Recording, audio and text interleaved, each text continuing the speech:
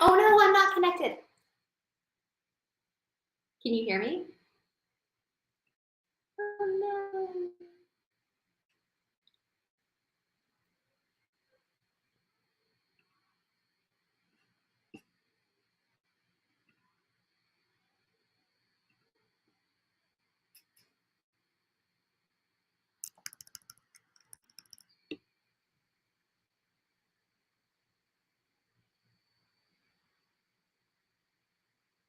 You keep going.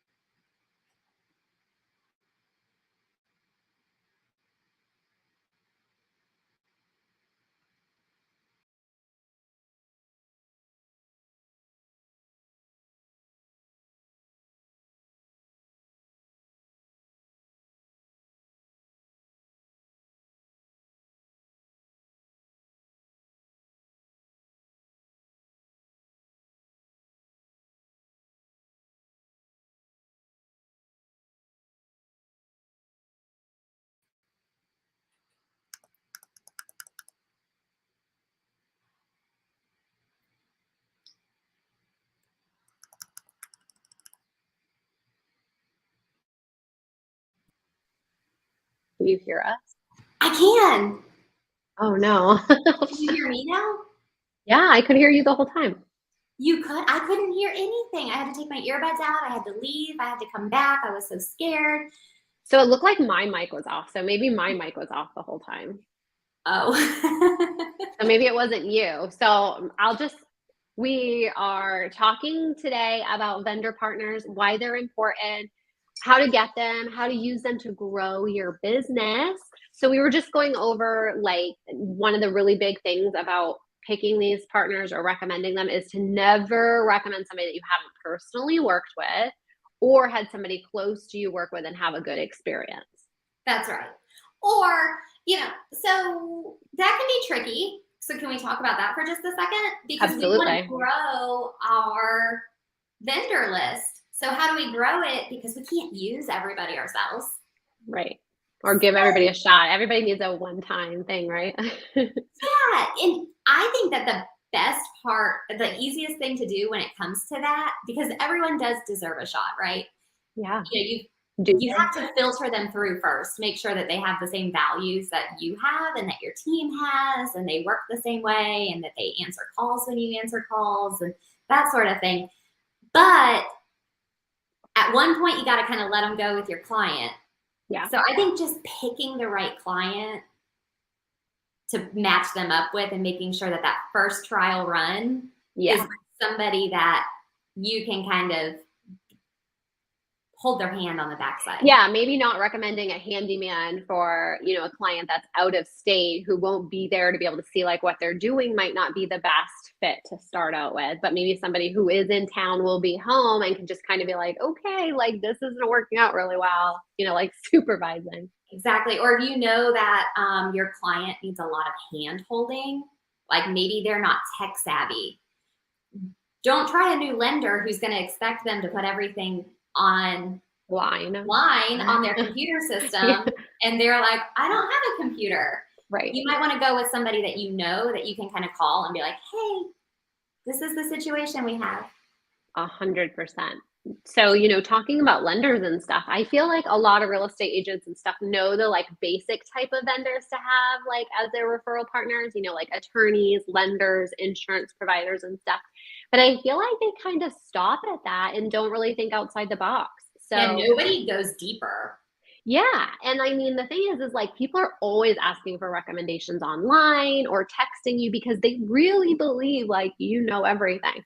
Well, if you think about it, like if they're coming out of town, they don't know anybody, but you do. And you portray yourself as the neighborhood expert, right? That's right. So if you're the neighborhood expert, that's more than just how much did the neighbor's house sell for, or what are the HOA covenants. That's also, hey, who makes your hair look so awesome? Amanda at Tangles and Knots. Yeah, this brings For you the to be last like community expert. Exactly. Or, there's going to be questions that they're going to ask that you really can't answer, but these vendor questions, take it and run. Show them that you are the neighborhood expert with your vendors. So let's talk about some types of vendors that, you really wouldn't think about to have on your list, or, to start thinking about. Like Athena just said, her hairdresser. That's a really big one. I see people ask about that a lot on Facebook.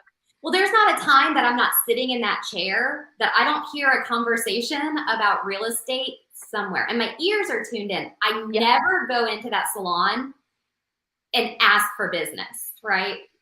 But they know you are in real estate. But they know I am. And sometimes she'll even like turn my chair a little bit if she hears the conversation. She'll be like, here is your expert. So, going on with the hairdresser, what else can you think of that would be really good vendor? Well, you said a contractor. And I think that it's important to have like 3 levels of a contractor, right? You need a general contractor who can do the big old stuff and has a license and everything. You need kind of like your jack of all trades. They can go and do everything, and they have good connections to the licensed people if they need them. And then you need your handyman who can go scrape a door or scrape meat for you and isn't going to be a 3-week wait or $7,000. And that's what I was going to say too, is like in the world that we live in now, it's probably would behoove us all to have multiple, vendors for each category, because especially the contractors and the handymen, like getting them to do a job these days is like an act of Congress, I feel like. Well, you're also talking about matchmaking right now. You're literally matchmaking your client to a vendor partner. And not everyone's going to be the perfect fit. Everybody has a different personality. Everybody has different needs. Everybody has a different budget. And different vendors offer different things. So that, if there is one takeaway that you take away today, it is do not create a relationship that is, I don't want to say one-sided, but basically don't put yourself in a corner to where you can only refer one person. Yes. And also, like a lot of handymen and contractors and stuff, they won't do jobs if they're very small. So, having different categories, like Athena said, I think is really great as well. Some other ones, if you're going to keep going with the service ones, like people are always asking for like, a doctor, dentist, nail salon, dry cleaning. Yeah. And like a gym, a yoga studio, like people don't think having that on their vendor list. I don't think we have one on our vendor list. No, that's a really good idea, actually. We had a client call in one time she wants to start a yoga studio. So and a masseuse. I know graphic designers. Babysitters. Yeah. I mean, that one should be a big list. So, I mean, take time and, come up with this huge list, because, people, you just think about all the stuff that people need to know. A mechanic, where can I get my oil change? Where can I get my tire car?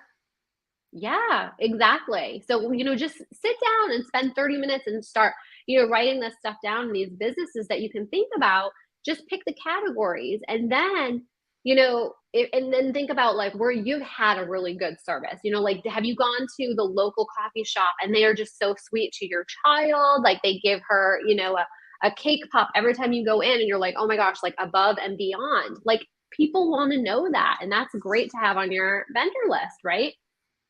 And they want to know, I mean, I can't tell you how many times they get asked, where should we go have lunch, or where should we go have dinner? And that is so much more than the food. It's the service. Because if you have somebody coming to your town to try to figure out if they want to live there or not, you better make sure that you are giving them the top of the line service everywhere. So don't send them to the bar, the hole in the wall bar, where they only serve the people they know. And again, like I think having categories and stuff of that would be really good too, because you're going to have your upper level restaurants and stuff where like, probably isn't the best place to just go hang out and have oysters and beer. Right.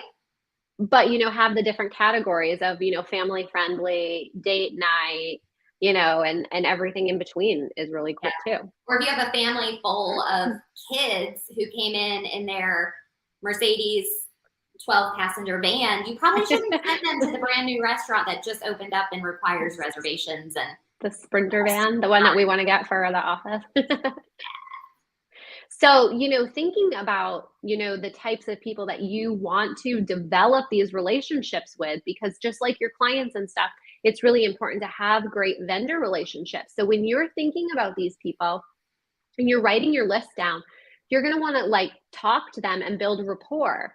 But you also want to keep in mind, like, you don't really want to partner, with business owners that are already very dedicated to other real estate agents in your area.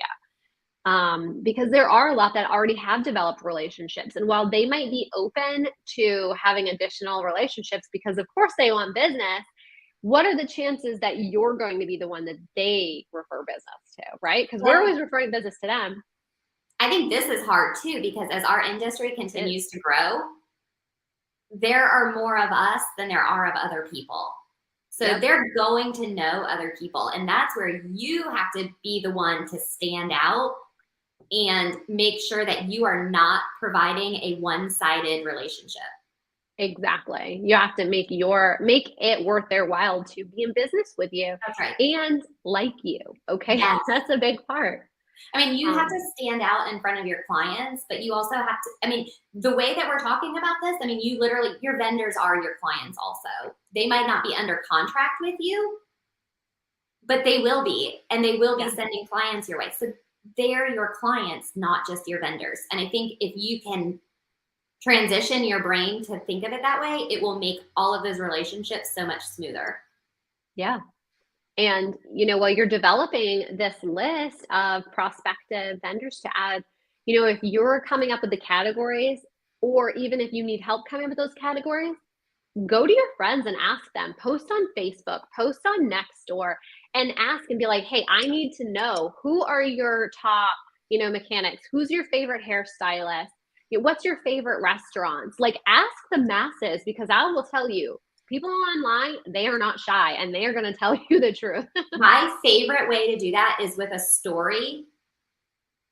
And then you put the little like comment bubble. Mm-hmm. So all they have to do is look through your story, and they're so much more likely to comment on a story where their stuff isn't there to be seen forever.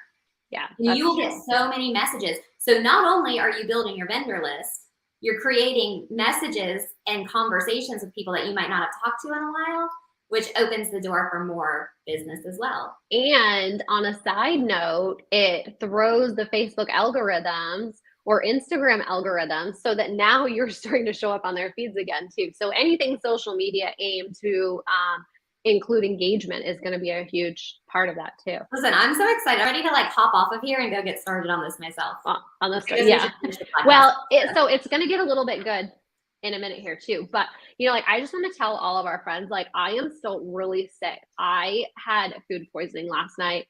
And as much as we joke and talk about eating Mexican food and tacos and margaritas, I had a flight of margaritas yesterday and Mexican food, and I was dying. So I'm still like pale, and that's why I'm not like my happy. Like, I'm the opposite. I'm all red today, and I have no idea why. So Athena got sick from Mexican food last week. Different restaurants, different restaurants, yeah. And I don't even eat meat, so I only had cheese quesadilla. But we just want to be truthful and honest and let you know, like, I am suffering today. If Jess runs out, she doesn't feel good. Oh, Mackenzie, yeah, girl, Mackenzie was at lunch with me too, so I'm assuming you're fine. It's fine. It's cool. I'll take the brunt here. It's funny though, like developing these relationships and, all that stuff. What my suggestion is to build that rapport, and how to start this vendor program that we're going to talk about here in just a hot minute is I would start talking to these vendors, feeling them out and having a conversation, something similar to like, hey, I have a lot of clients that come to me and they need a lender, plumber, painter, whatever, and they always need a recommendation. I'd love to have a good working referral partner with a local lender like yourself, and that I can start referring clients to. And how does that sound to you? And this is why, you're going to have that go-to list, because they're going to be like, oh, like, you want me to be your go-to. Like, I love that. Of course they're going to love that, right? You're baiting the hooks with clients, which are referral partners, and they're going to be the same thing, right? So when you do that and you call them and you're going to let them know that you have this vendor partner, you can introduce them, because you're like, hey, this is Athena. She works at Atlantic Bay, and like, she's local, she's here, she's the best, and I just want to hook you guys up so that you guys can start building that relationship. I just want to reiterate again, do not let your relationships become one-sided, because that will show to your clients. Yes. Be a partner to your vendors. We live in this world of real estate where I think that we're used to being wined, dined, and treated nicely. 69. Okay, not that one. Seriously, we're spoiled ass brats. Yes. My kids get it, honestly. But no, we are spoiled. Do not take advantage of people because they don't want to work with you when you do that. But I also know that at a brokerage that I used to be at, you were almost taught to go see who can offer you the best.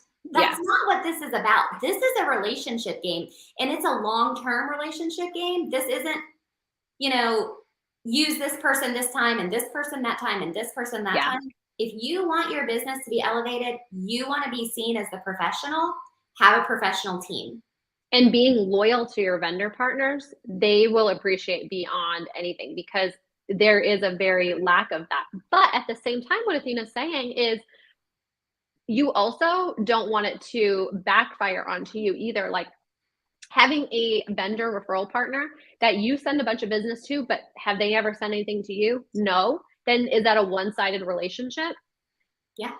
So setting up that expectation with a conversation that's like, hey, here's my plan for this referral program that I want to, you to be a part of. I'd like to keep referring clients your way in exchange for you sending clients my way. Okay. I'd like to have a professional relationship going forward. And, how does that sound to you? So that they're in agreement and they don't just know that you're just going to send everything to them for nothing, right? How about reaching out to them if that doesn't feel comfortable to you? You're better. How about reaching out to them and just saying, hey, I'm struggling with this in my business. Would you like to get together and mastermind about how you're handling this? Yeah. Or would you like to get together and mastermind about your business plan? Or this is really freaking simple.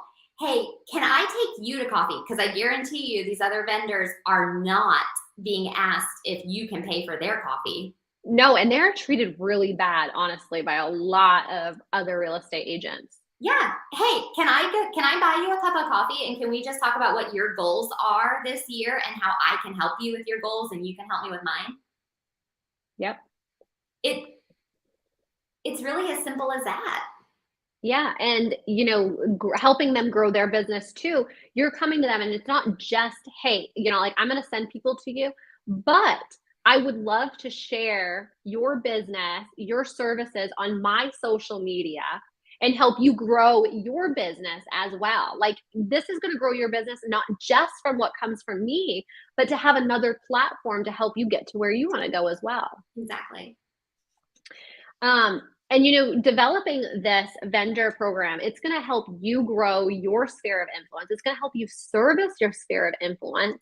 It's going to bring in another way of growing your sphere of influence, because now you have another referral partner who's going to send you business, hopefully, if all things go correctly. Right? Because that's the goal. The goal is, yes, the goal is to lead generate. Lead generate. 9 to 11, 5 days a week, make 100 phone calls. But no, everybody's end game is to have people calling them, Yeah. not the other way around. Everyone, not just real estate agents, but so let your partners work for you.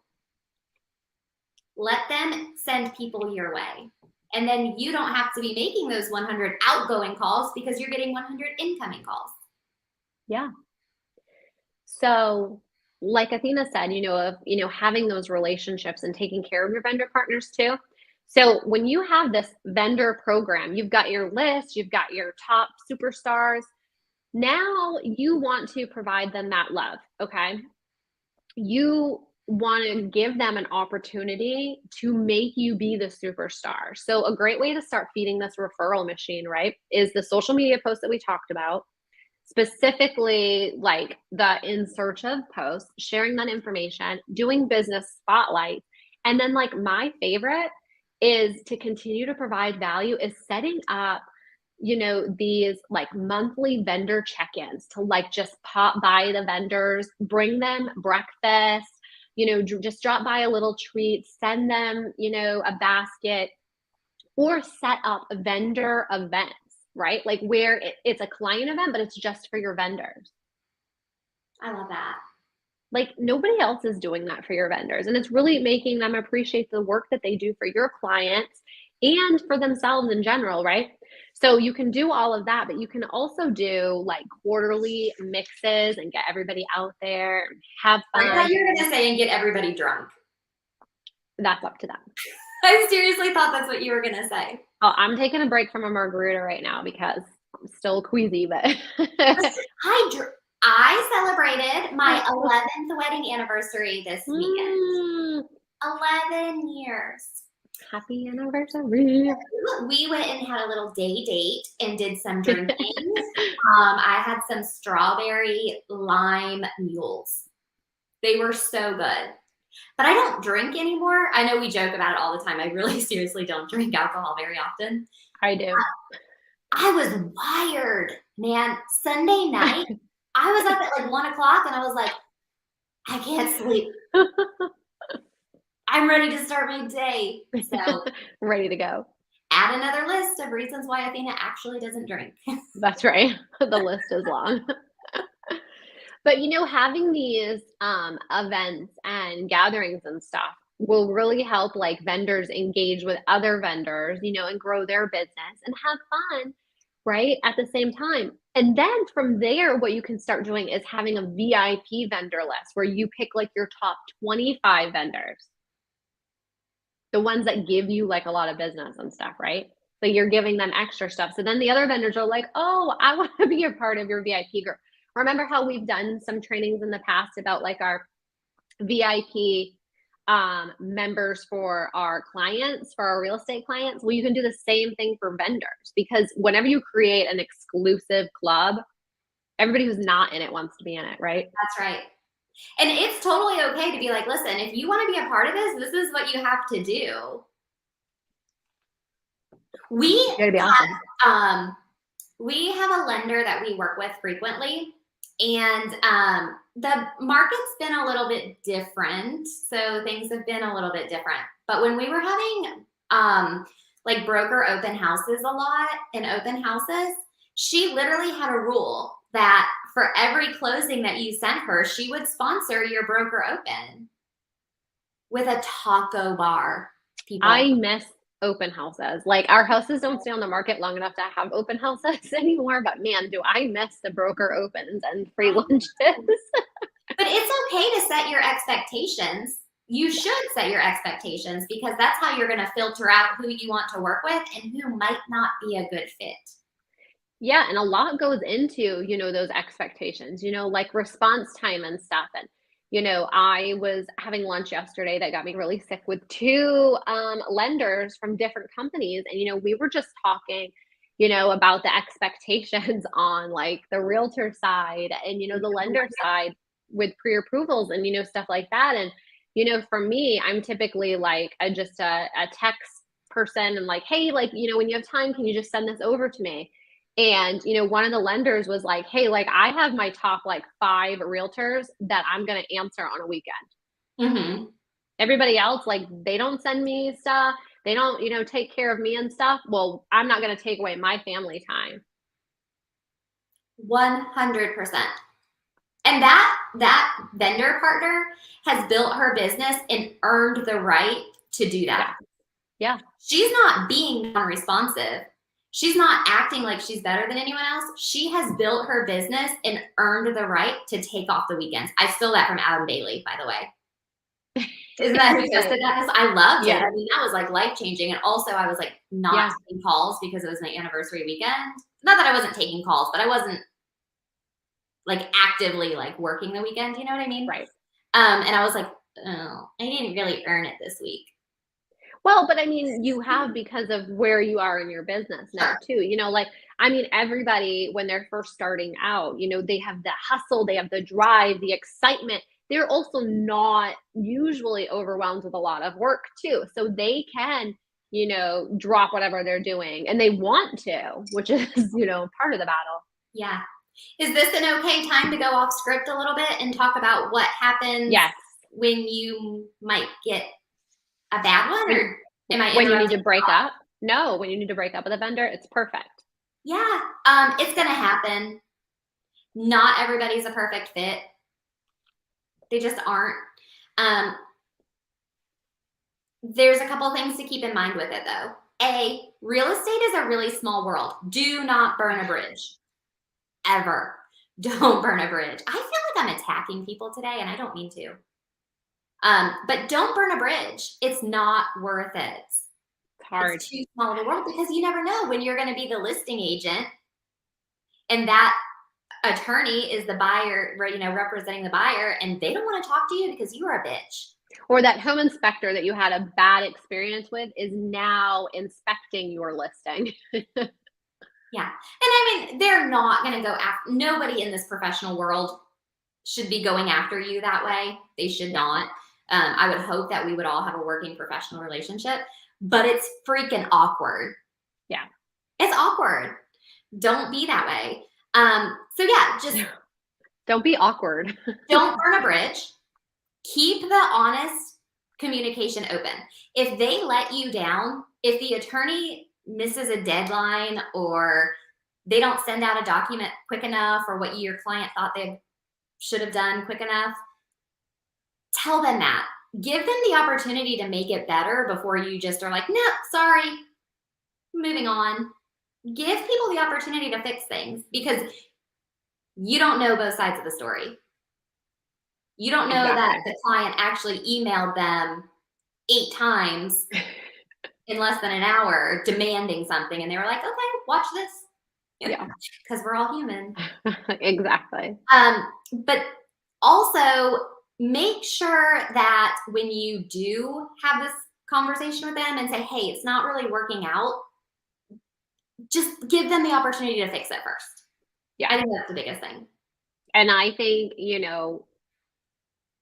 I know you wanted to talk about, the reflections and, stuff like that. And, I've been reflecting a lot over the last year and sometimes just taking in like the bigger picture and not just your side of stuff is a big growth thing as well. Yeah, I want you to talk about, because I like the way that you put it, when you give somebody a referral and it doesn't work out. I don't remember what I said. So basically, like it's going to happen, like with this vendor list, you're going to give somebody a recommendation and it's not going to work out. Their personalities aren't going to match or it wasn't exactly what they were asking for. And they're going to come back at you. And it's going to be your fault. Yeah. Don't let it be your fault. Be prepared for that ahead of time because once you start working with all of these people and you start working with your vendors and your clients and matchmaking everywhere, things are not going to work out everywhere. So just be prepared and tell your clients ahead of time, like, hey, I have this recommendation, but you need to also do your own research too and kind of set that expectation up front. So how would you, protect yourself in that situation for it not to come back and bite you in the butt? Well, I wouldn't work with somebody unless I know that they were good. But I mean, even that is hard because you and I are the perfect example of this. You've had a really good experience with some people that I'm like, Yes. ew, Yeah. and vice versa. I'm like, I Yeah. love that person. And you're like, why? Yeah. And it really makes you like, almost get like stage fright of like even sharing and recommending vendors because you don't want it to come back. Well, this is just kind of a random thought, but I would say that if you're going to refer a vendor, call the vendor ahead of time and say, hey, I want to let you know this person's calling you and this is kind of what they're looking for. That way they're not caught off guard when the phone call comes in and they can kind of be a little bit more prepared. I also think, I think that that's really nice, but I think that's always not very feasible too if you send people like a vendor list and you're like, That's here's, my vendor list. But what I would say is I would always tell my clients and be like, hey, tell them that Jess recommended them. Tell them Jess sent you. Because then that way, when that vendor partner hears my name, not that I'm all some godly person, but because we have that relationship, they better be taking care of somebody that I sent their way. 100%. Or else. 100%. And follow up afterwards. Like Yeah. if you send somebody a contractor, follow up in a week and be like, hey, I just wanted to check in on this. Did this work out for you or do you need another recommendation? Because that right there shows that you care. You're taking the time to follow up. Yeah, absolutely. And also, it's also a great opportunity for you to check and make sure that that vendor is still somebody that you want on your vendor preferred partner list and Yeah, your I mean, people program. change as their businesses grow. Some people don't know how to grow a business. Yeah. So when they're first starting out, they're perfect. They're on the ball. They're going to every single, they're picking up the phone, they're answering the texts, they're answering the emails, and then the word gets out that they're freaking amazing. Yeah. And then they get busy and they don't leverage their business and then they can't pick up all those calls. So they stop responding, or then they start doing shitty work because they're busy or they miss appointments. And then at that time, it's time to reevaluate your relationship. Yeah. So I guess going through your vendor list at least semi-annually is probably a good idea. Definitely. And maybe even reach out to them at that semi-annual check-in and be like, hey, or the quarterly check-in, like you were saying, that gives you a reason to call your vendor partner and say, hey, I just wanted to make sure that you still wanted to remain on this vendor list. Yep.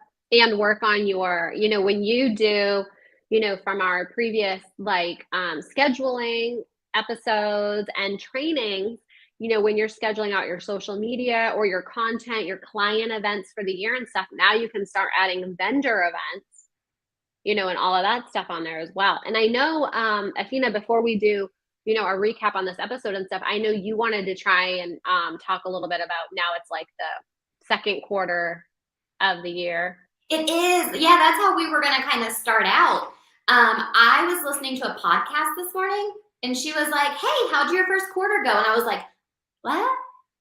Holy fuck balls. Yeah.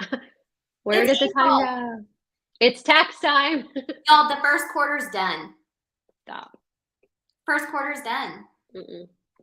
Take some time to reflect and figure out where you are in your business goals. Did you get the sales that you needed to? Are you in line to fill the holes that you missed? If you're struggling with any of that, don't forget that you can reach out to us for a one-on-one on Calendly. That link is in our group. You can send us a message, literally like any way that you want to get a hold of us. We'll take 30 minutes of our time and just go over what you did. Did you do what you wanted to do? Or maybe you did something really well and you want to figure out how to do it better or capitalize on that. Just give us a call because you need to run through this with someone else. Don't think you can do it on your own. Yeah, have somebody else's eyes look at it.